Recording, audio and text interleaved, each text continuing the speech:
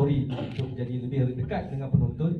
Saya percaya semua penonton mungkin boleh rasa filem tadi ni dari segi watak-watak yang ditengahkan. Boleh katakan kita lalui situasi-situasi mereka itu. Lebih-lebih lagi apabila bercakap tentang populariti, cakap tentang perkara yang kadang kita tanpa kita sedar kita ungkit perkara-perkara yang sepatutnya kita tak perlu ungkit, dan akhirnya menjejaskan persahabatan, kasih sayang sesama kita.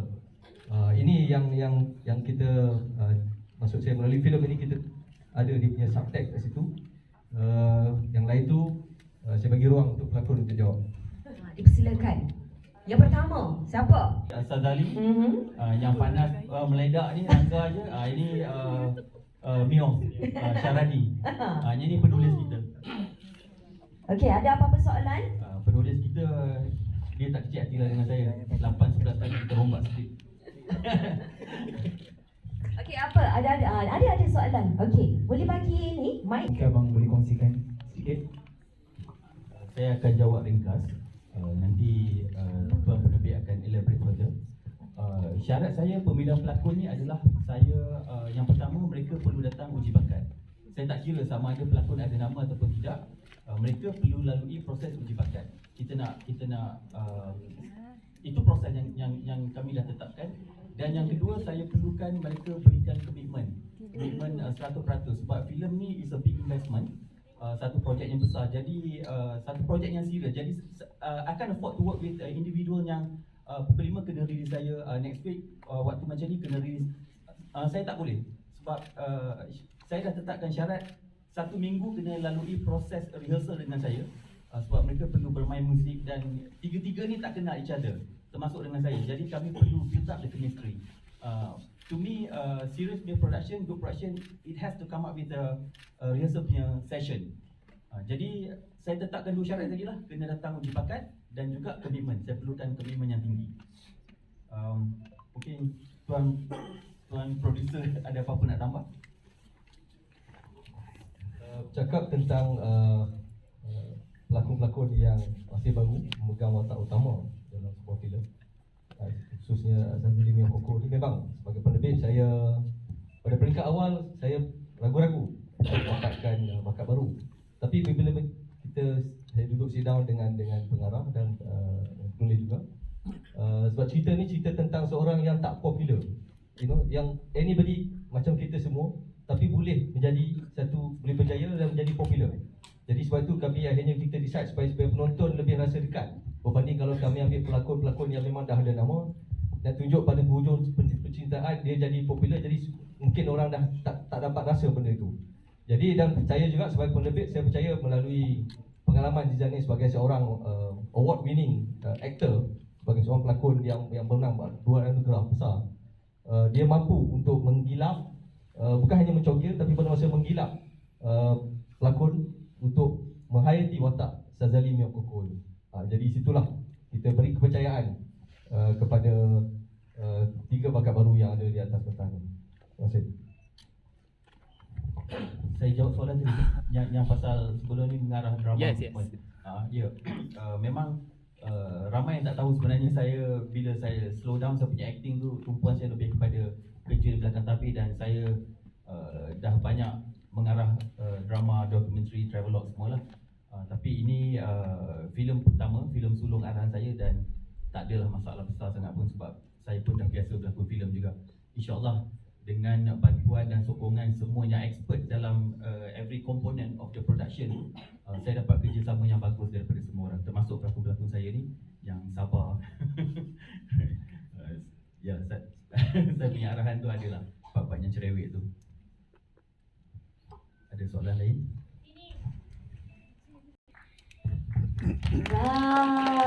Itu dia. Okey Semua perasan sebenarnya isu-isu yang diketengahkan dalam filem ni sebenarnya isu-isu berat.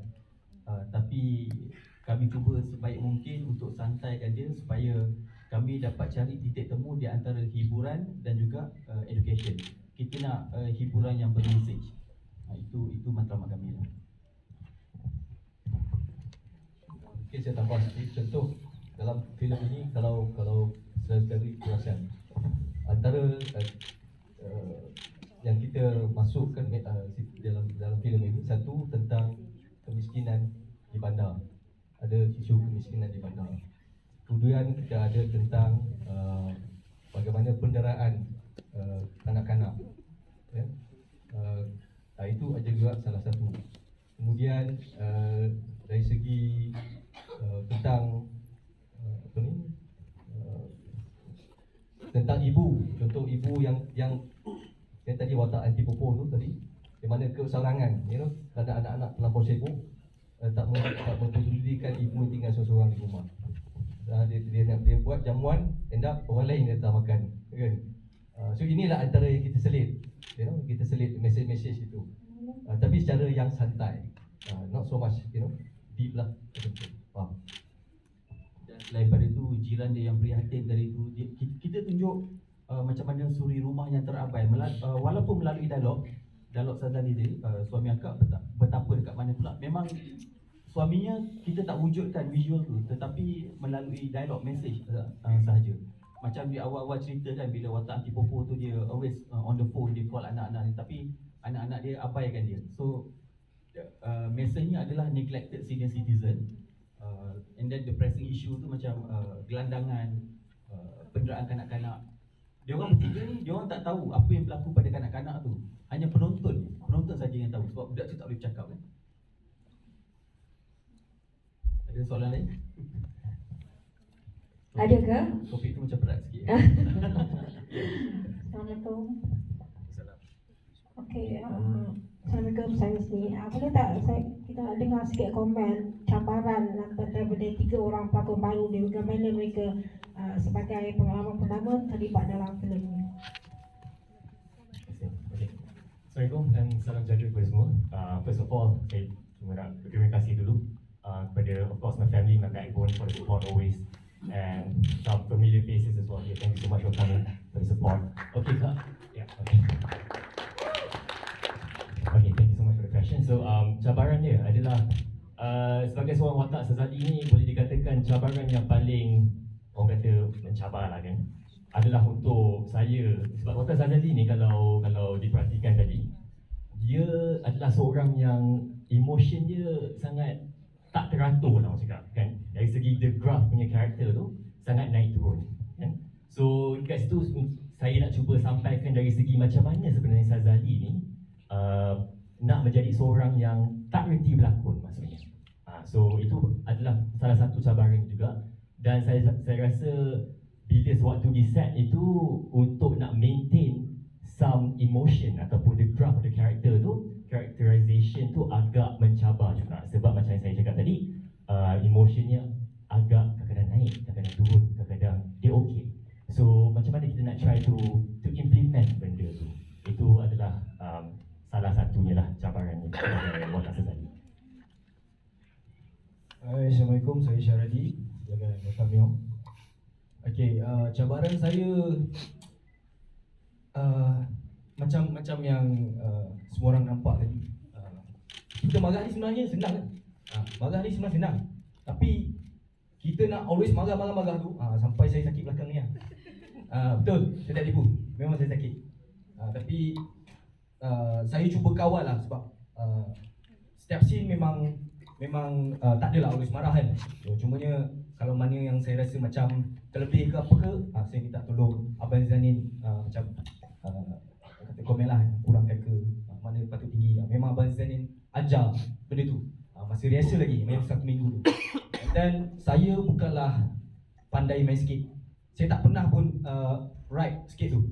Jadi saya ambil masa dalam sebulan tu sebenarnya tak cukup tau. Tapi saya take juga challenge tu untuk saya bawa watak Mio ni, sebab dia kena, at least dia kena pandai ride kan, skate tu. Jadi saya memang apa orang kata, cuba spendkan masa tu lebih dekat skate park, kat Mungkiara, kat Shah Alam pun ada lagi. Jatuh tu biasa lah kan, kita pelakon, kita kena buat lah. Nak suka tak suka, kalau kita dah buat, kita buat lah. Itu sajalah. Yeah, Assalamualaikum. Thank you everyone for coming. Thank you for supporting this film, and thank you Abang Zizan, Abang Syarizan for giving me these opportunities. Okay, cabaran untuk melakonkan watak Koko dalam filem Sazali Neo Koko ni adalah satu yang pertama sekali.